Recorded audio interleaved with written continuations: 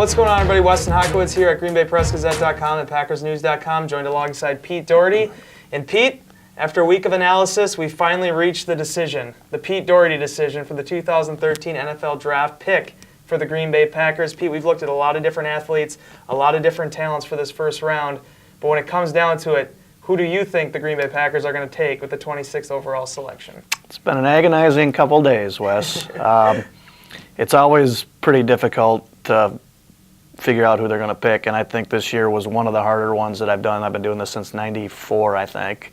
This is one of the hardest ones. And I think it's going to come down to either running back Eddie Lacy from Alabama or 3-4 defensive end Dayton Jones from UCLA.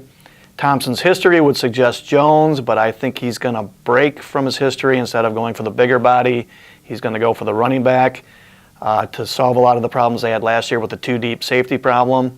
And they just can't. They haven't run the ball the whole time they've been here, and they need a running game to help Aaron Rodgers out.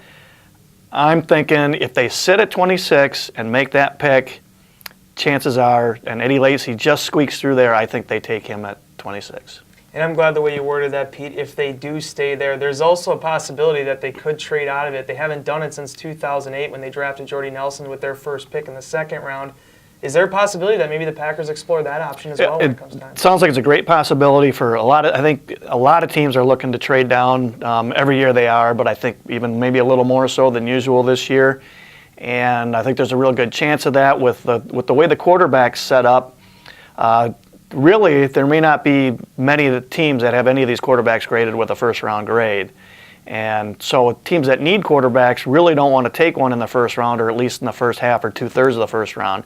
So if you need a quarterback and you're picking early in the second, right around 26 might be when you want to trade up to get one. I could very easily see the Packers working out a trade with somebody who wants a quarterback. It could be other position also. And then that moves them back into the early second round. Then I think Wisconsin's Monte Ball is in play. A lot of scouts around the league really like this guy, even though he ran the slow 40 at the combine. And that would fill the running back need without having to spend the first round pick on it. They'd pick up an extra third or fourth round, probably a third round pick to go with it, so they'd have a couple thirds then to work with too. All right, well, Pete, thank you very much. You heard it here. Eddie Lacy or trading back, one or the other. We'll have to see what plays out for the Packers on Thursday.